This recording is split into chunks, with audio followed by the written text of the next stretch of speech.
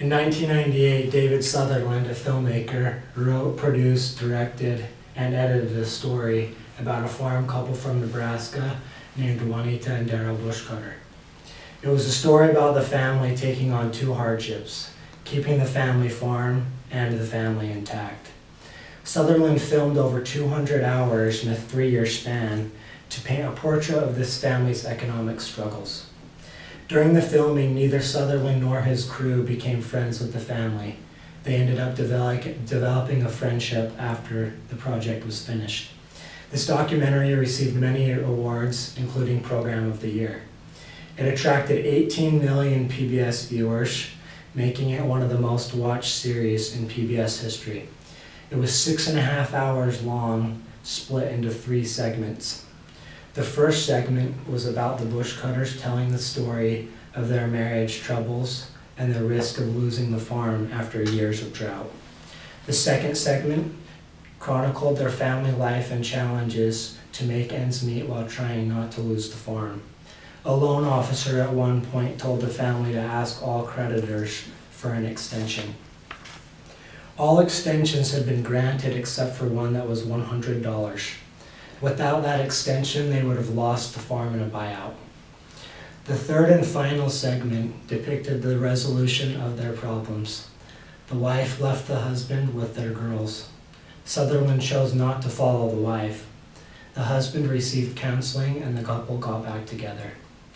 Sutherland described himself as a portraitist, not an investigative reporter. He let the interactions tell the story without a narrator.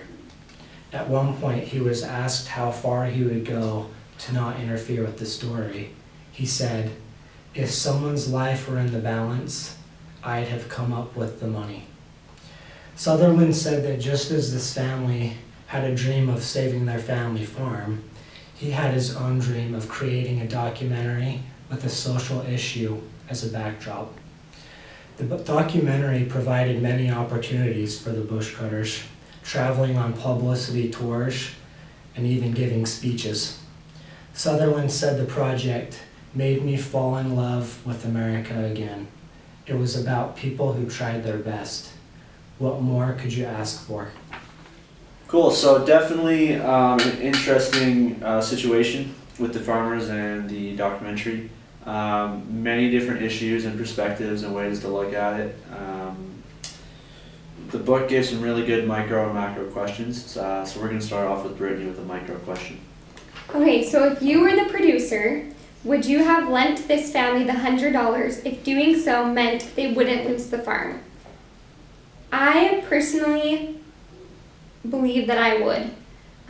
I like to think my philosophy is very similar to Aristotle's in the fact that if I am able to, I would love to help out people in any way or situation that I can.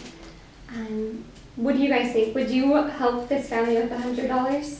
Personally, I would, for the reason that I think that it's based on my own morals. I think it'd just be the right thing to do, but not such a deep philosophical reason.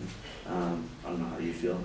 I think that, oh no, sorry. I think that, on the other hand, where they wanted to be completely themselves, giving them the money would kind of defeat the purpose of the documentary in a way. So you're saying that if you gave them the money, it could potentially taint the work they had done? Yeah, because that's what the whole point was just to show the struggles of this family. And if you gave them the money, there wouldn't be the struggles that they were facing. Definitely some interesting points.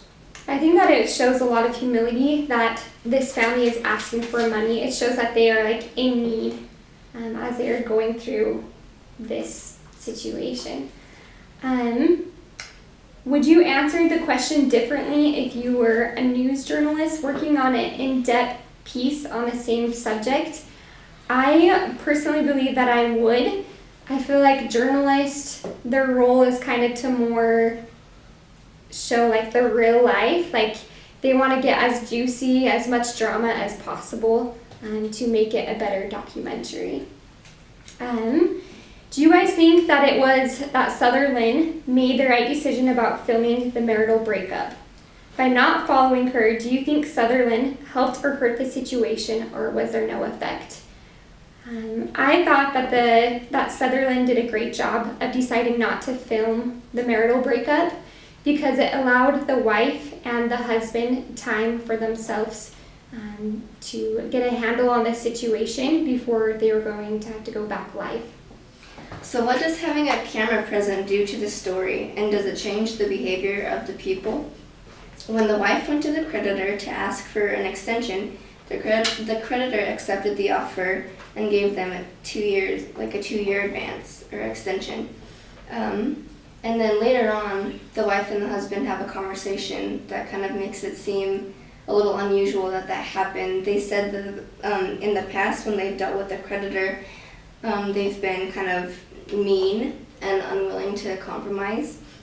And so that shows that when there's a camera present, that people can kind of change their behavior to make it seem like they're good in a way, when normally they wouldn't behave that way. What do you guys think? Definitely, when there's a camera in somebody's face, it can definitely influence how they act, how they receive things, and I they mean, wanna look make at us now. I feel like the camera's in front of us and we're all nervous. I know what to do. Yeah. Yeah, no, camera can definitely, if you have a camera, you want to make yourself look good, so that can definitely, in their case, make them want to be or act a little bit friendlier towards your customers. Mhm. Okay, and then on the other hand, being around a camera so often and constantly, you might get used to it and kind of not realize that it's there in a way, like the family when they were arguing, and then when the wife left the husband, like they weren't putting on a show or changing anything. They were just kind of being themselves. And I think in a way they wanted everything laid out for everyone to see so that they could see the real struggles that they were going through, and they weren't trying to hide it. Yeah, I would agree, and that kind of relates to my part of this talk, but definitely think that having such an unscripted, kind of raw type of film is definitely comes with some unique features of people getting used to cameras and all that kind of stuff. So definitely something to think about and consider. Yeah, I would think that like having the camera on you, I know for me personally, like I would hold back maybe, like I wouldn't truly be able to be myself. So I think like hidden cameras would probably be the best in this situation. Like it would allow the producers to get them like in the raw moments of like when things are actually happening, and they could see them in a different light than when the camera's like physically in front of their face. Mm-hmm. Yeah, so from what we've gathered, either way, it's going to affect how the production will turn out. For the macro dynamic of the situation, we chose to ask the question: does a documentary need to conform to different ethical understandings than other entertainment forms? And the other entertainment forms in this case would be reality television or a primetime magazine show. I personally am in the school of thought that documentaries should hold themselves to a different ethical standard. I think they're kind of on a different playing field or a different level, as you would say.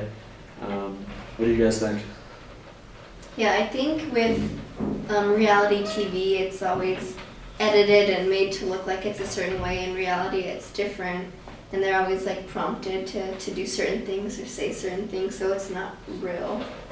Yeah, it's definitely ironic that sometimes what we call reality TV definitely sometimes does not portray actual reality. Would you agree? Yeah, I would agree. I think Sutherland, that's why he chose specifically to do this documentary, because he didn't want to have to deal with the terms that come with like reality TV. Yeah, definitely. And documentary film is defined as being a non-fictional picture, whereas a reality TV show, kind of anything can go to push ratings and profitability and marketing and all that kind of stuff. But as Bridget would say, to play devil's advocate, there's definitely a counter-argument, and that all mediums could be looked at as just simply pushing content, flooding the marketplace with just information and entertainment, infotainment, whatever it may have you. It can be looked at as no real lines to cross. Um, there can be the viewpoint that there are no parameters or standards. I don't feel that way, but that's up to other people to make their own decision. I think in this type of scenario, with Sutherland's very portraitist kind of perspective, it definitely lended itself to a different feel for sure than reality television. So would you guys say that it felt like a reality TV type selection, or would you guys think that if you saw this it would be more like a documentary? I think it's very real and would come off that way.